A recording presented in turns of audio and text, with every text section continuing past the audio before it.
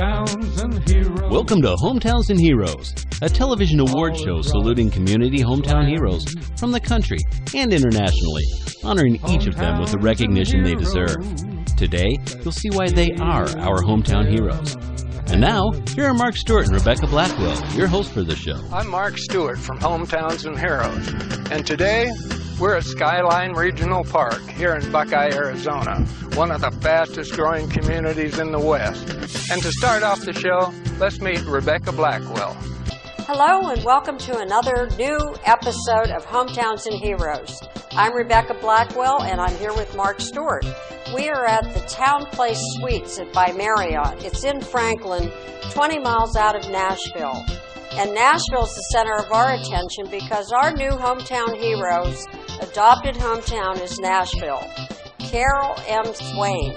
She was in Dinesh D'Souza's Hillary's America, and she is a political science professor at Vanderbilt University, so she knows her political science. And that's one of the reasons we're having her as our hometown hero. But in addition to that, she has an inspiring American story, the real American dream, and we know you'll enjoy hearing it. Carol tells it better than anyone. Take a listen. Here comes Carol Swain. Hello, my name is Carol Swain. I'm professor of political science and law at Vanderbilt University. And I was a professor before that at Princeton. And so you look at me and you may assume, that I'm someone that came from a middle class or affluent background or even working class, and you would be wrong. Because I was born and raised in rural poverty. I grew up in a house that did not have indoor plumbing. During the early years, me and my siblings, we slept on the floor. We had to carry water from a spring, heat the water on the stove to be able to bathe. And the poverty that I grew up in is nothing like the poverty that people complain about today. Because today, if you're poor, it may mean that you're poor, but you have a car, you have many things provided to you by the government. That would not be how I grew up and my siblings. I can remember doing my time in elementary school when, for whatever reason, we were not signed up for free lunch or free books. And I know the reason. At that time, my mother did not believe in taking handouts. And so she was a part of that generation that you made it your own way, and if you were poor, then, you didn't ask for any government assistance. And so I can remember doing my homework at school because I couldn't take the books home. There were times in the winter when it snowed, and if it snowed deep enough, my siblings and I stayed home until the snow melted. There was one year that we missed 80 of 180 days of school, and you can imagine what happened. We all failed. In my particular case, it wasn't because I didn't have the grades. When I actually showed up at school, I did extremely well. I was an AB student, but according to the law, if you missed almost half the school year, then you had to fail that year. And so that was one of my memories of failing in something that I would be naturally good at. Married at 16, I had my first child at 17, and I was a high school dropout. I dropped out after the 8th grade. And I can remember just being so embarrassed when I had my children that the birth certificate required you to list the highest grade completed by the mother. And for one child, I think I put down 9th grade. For the other, I may have put down 10th grade, but it was just very embarrassing for me to be a high school dropout. Eventually, circumstances occurred that I earned a high school equivalency.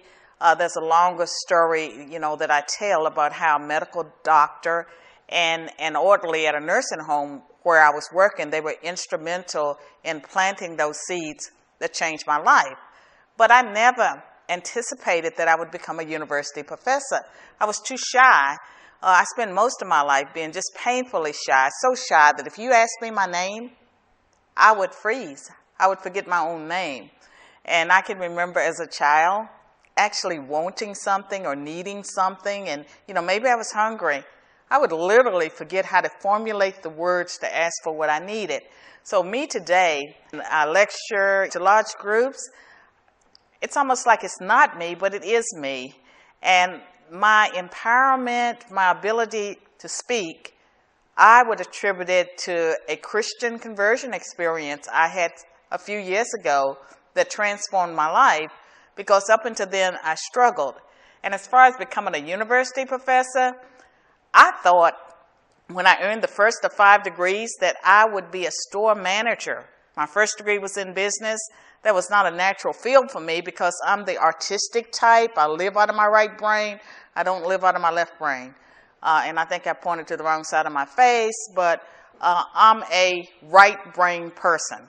And so I was told to be practical by the counselors at the community college. And so what does a practical person do? You study business. And so my first degree was in business. Thought I'd be a store manager. I applied for jobs and I was told, well, you need a 4-year degree. And that made me decide, okay, I needed a 4-year degree.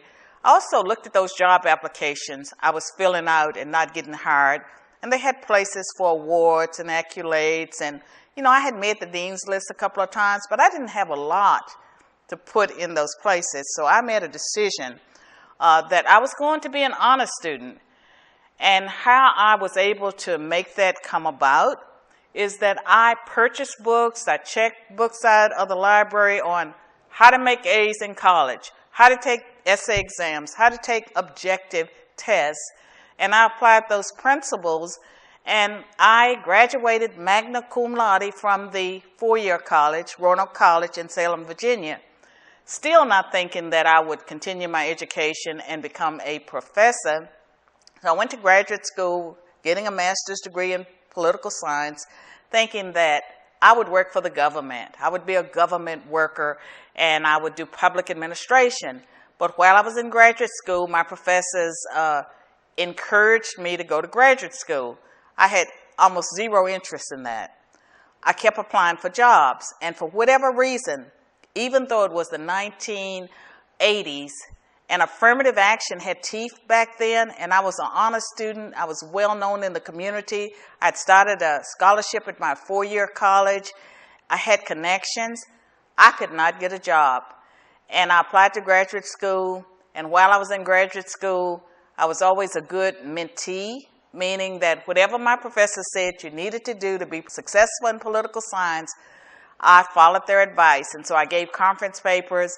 I got known around the country. And so by the time I was graduating with my PhD, I was known around the country. And I know this doesn't sound very humble, but I was a hot shot. And I got a signing bonus. And I started my career at Princeton, determined to get early tenure. I got my early tenure. But the most dramatic change in my life was my Christian conversion experience. And I had that between the time I was leaving Princeton and when I actually showed up at Vanderbilt. I had accepted the job at Vanderbilt, and I was going through this transition. And so my life has been very, very unusual, to say the least.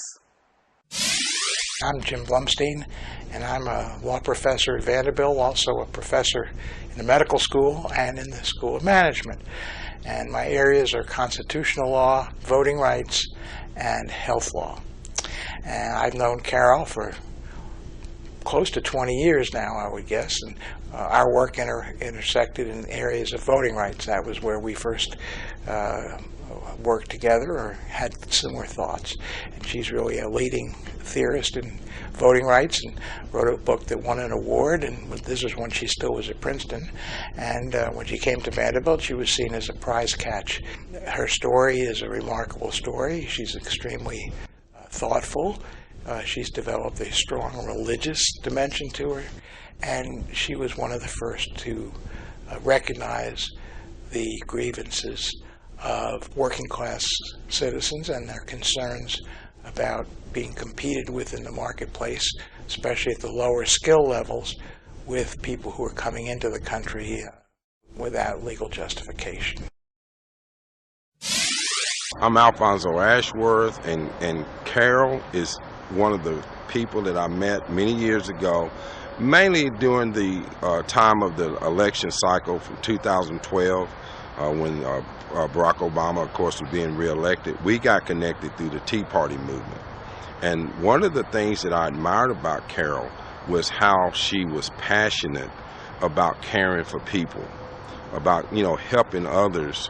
Of course, and that comes at a price, and we all paid that price and we're willing to do so, especially when you're standing on the truth. And that's another thing that I admire about Carol, is that she is a truth teller. She believes in the Constitution, she believes in this country, and she's willing to take whatever slings or arrows that come her way. And of course, we have been part of the same movement in many ways because of the field that we work in with radio, of course, her and some of the television programs that she does. And me being a writer, her being a writer, we sort of cross paths. But I tell you, one word that comes to mind when I think of Carol is tenacity. I think of her being a very tenacious person, and I think that she would be a great asset to any community, and we're proud to have her in our community.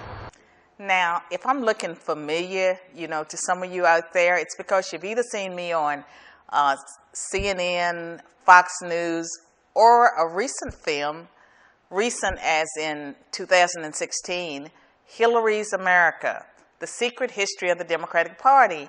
And in that film, I play myself. The filmmaker, Dinesh D'Souza, comes to my office and he asks me about the political parties.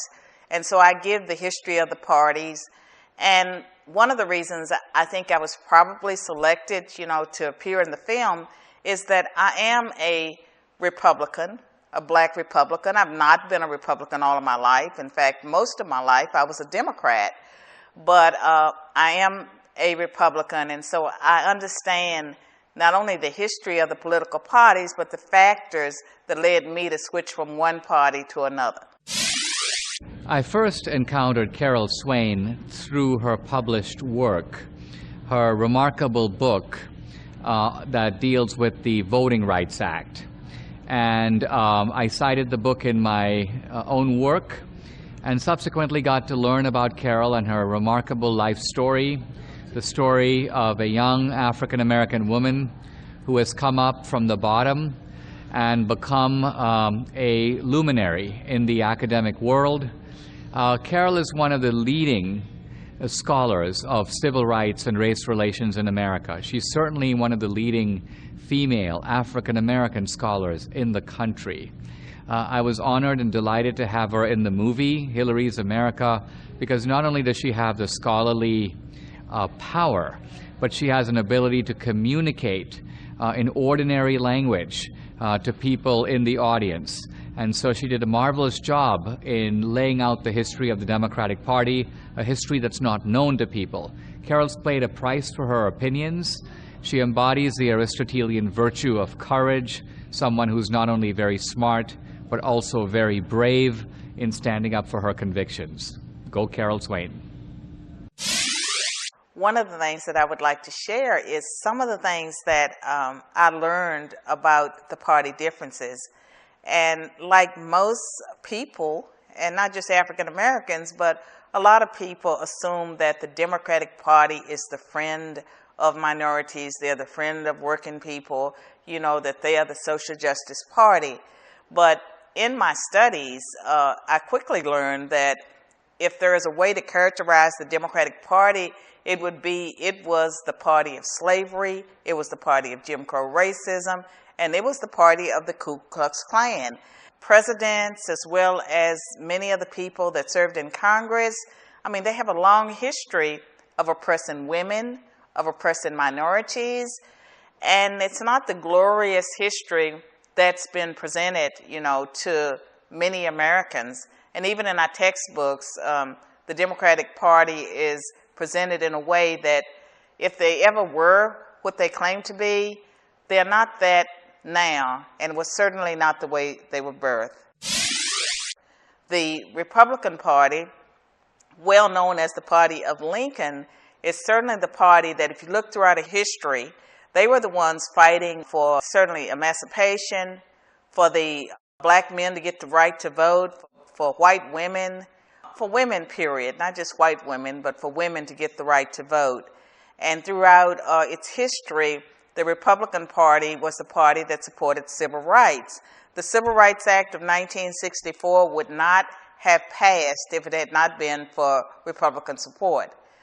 It's clear to me that we don't know enough about the political parties, and for myself, it took a lot of effort for me to just study and see the dramatic differences. And there was a period in my life, when I advocated for a national apology for slavery. And it happened to be at the time when George W. Bush was president. And so people say, well, why? Why did you ask a Republican president? Because the Republicans were the party that supported blacks. And for me, it's all about the political parties, but also the government. It was the U.S. government that allowed slavery to continue. And if you look at the history, blacks, Native Americans, and whites were among the slave owners. So it wasn't just white people owning black people and white people oppressing black people. You had whites all along that were abolitionists, that set up universities and did all sorts of things for the free blacks. They fought tirelessly for an anti-lynching bill. None ever passed Congress because the Democrats always blocked it. And so for me, when I think about the need for an apology for slavery, in my mind, I think about this ceremony of forgiveness where people of all different races and ethnicities come together to forgive each other for a dark period of our history. And it's not the Republicans or even now the Democrats. It's about America and what it can do to heal its racial wounds. Too many of us are living in the past. We're living in the past. We're pointing fingers. We need to move forward. And if you look at the history of race relations, it is a history of America being a nation that's always tried to correct its injustices. And so certainly during the 1960s and before, you saw that there were people that were philanthropists. Many of them were Republicans that set up foundations and gave money to universities and supported education of black men and women, and also now Hispanics and other people of color. The whole history of race relations is not as simple as the Democrats and their constituency groups would have us believe. When I look at our race relations today, it seems like we are headed in the wrong direction, because the identity politics, a lot of the way, the multiculturalism as it is practiced in colleges and universities and now corporations, doesn't bring us together. It drives us apart. And I believe that for America to thrive, you have to have a national identity, and that many of the problems that affect the black poor also affect the white poor. And if there are differences that need to be addressed, these differences cut across racial and ethnic lines. And I would like to be able to see people who come from backgrounds like mine, regardless of their race, to be able to utilize assistance, but the assistance that allow them to fulfill their dreams. And in our society today, at minimum, everyone needs to get a high school education, yet there are people that would not have the skills to attain that. For those people, we need the vocational education, and if it's not offered through school, then it has to be offered somewhere else. But the focus has to be on not blaming other people for our situations, but being able to utilize what's out there and creating the kinds of programs and assistance that people need to better themselves so that they can take care of their families and they don't have to rely on government. It's important in our thinking that we focus on the fact that, certainly for blacks, that their religious tradition, the fact that so many of our ancestors believed in God, and they put their faith in God. They didn't put their faith in government to be able to deliver them. And now there's a big emphasis, on government, when government can never solve the problems that are internal to individuals. And I think that many of the conflicts that are being stirred, I believe, for political purposes, in particular, you see groups like Black Lives Matter. And we know that all lives matter to God, but with the Black Lives Matter movement, if you look at their roots, it's very Marxist. It's Marxist. It's not really about black people. It's bigger than black people. And I see again and again that there are political groups and organizations that use the misery of the poor, the misery of black people for their own agendas. And that's something that's unfortunate. It needs to change. And we'll never have racial harmony, nor will we have a continuation of race relations were not perfect before 2008, but they seem to have been moving in the right direction. We can't say that now. We are more divided now than ever before. There has to be healing. Some of that healing has to come from spiritual revival, and other parts of it have to come from people waking up and being able to see what's taking place and not allowing politicians and political parties to use them for their own selfish gain and their selfish agendas. And I'm very encouraged by the fact that regardless of the flaws of the Republican Donald Trump, is that he has reached out to African Americans, to Democrats in ways that I cannot think of any other Republican in recent memory that's offered himself to the constituency in the way that he has, with great sincerity. What do you have to lose? Choose me. Watch how good we're going to do together. Watch. Posters are showing that there are more and more African Americans, more than 20%, that say that they will vote for the Republican Party. That has to be good for America, because it's not good for America for blacks to be in one political party, especially if it's a political party that's using them, that's not responsive. You never hear from the politicians after Election Day, and they've adopted a series of policies that actually make black people and poor people worse off. That says it all right there. Carol is all about hometown. She's all about people, and of course we're very proud to be a part of that as well. Carol, I think, deserves lots of credit, is that she wants to take her thoughts and have impact, direct impact in the world, and so bully for her. But it's not just impressions on her part. It's based upon evidence and scholarship and her thought and analysis. And that's what makes her special. Her personal story is a remarkable story, how she's lived the American dream, and she constantly reminds me and others about how the American dream can and is alive, and she's the manifestation of it. And she's critical of people who think the American dream is either overblown or no longer in existence, and she says that's just wrong. And so I'm a big admirer of that part of what Carol does. Go Carol Swain. Franklin, Tennessee, a short 20-mile drive outside Nashville, has its own compelling historical story. Well worth visiting and not to be missed when you are in or near Nashville. Here is Margie Thiessen, owner of Franklin on Foot, to explain some of the reasons to see Franklin, known as the best small town in Tennessee. They vary and range from 200 years old to even much newer. This building over here was built in the 70s, but most of them are historic. The building behind me, the historic courthouse, was built in 1858, and then many of them are Victorian era, so they have lots of pretty decorations and built around 1900. So there's about 6 to 8 blocks of walking on the tour, between 90 minutes and 2 hours, and it's a good way to learn about a place that you just see. Mark and I joined Margie and walked the streets of historic downtown Franklin and did what most visitors do. We stopped in at Puckett's for lunch. Exploring America first makes us all more proud to be Americans.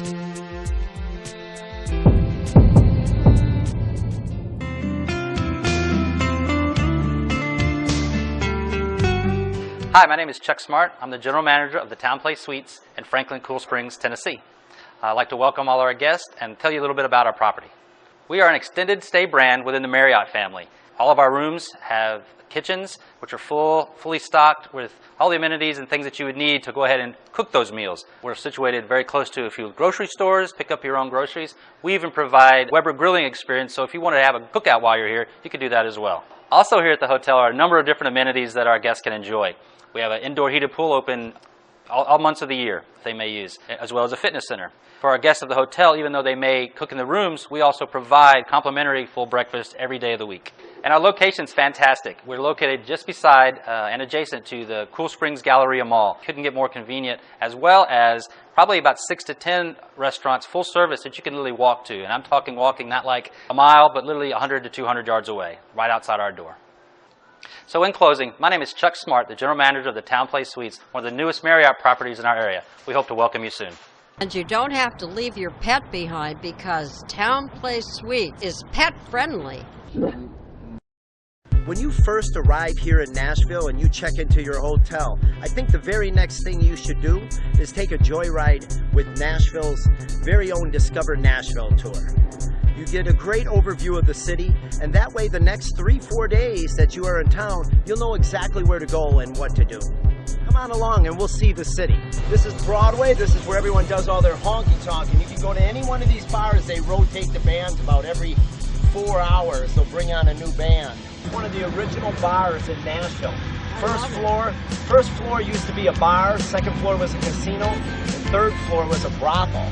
It looks definitely original. Here's a quick look at some of the iconic buildings and sites that you'll enjoy on your Joyride tour. The unforgettable AT&T Batman Building, Nissan Stadium, the Grand Ole Opry House, Tennessee State Capitol Building, the Country Hall of Fame, the Ryman Auditorium, the Convention Center, the Parthenon replica of the original in Athens, familiar storefronts downtown, and the Music Row where most of the country greats recorded, like Elvis Presley. And Johnny Cash recorded the song Ring of Fire here on Music Row. Crazy by Patsy Cline, and He Stopped Loving Her by George Jones was recorded up here on Music Row. Welcome to American Pickers. This is the Marathon Village, and we're going to view some of this area.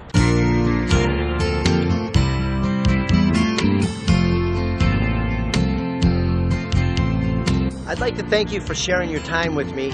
The next time you're in Nashville and you want to experience the coolest way to see Nashville, make sure to give us a call. Joyride Nashville, the Discover Nashville tour, and we'll have a great time seeing the whole city. Well, thank you for being with us on Hometowns and Heroes. I hope you enjoyed the show just as much as we enjoyed putting it together for you. And if you have a hero in your hometown, please let us know about him, her, or them, and we'll see what we can do. Until then, let's make this world a better place.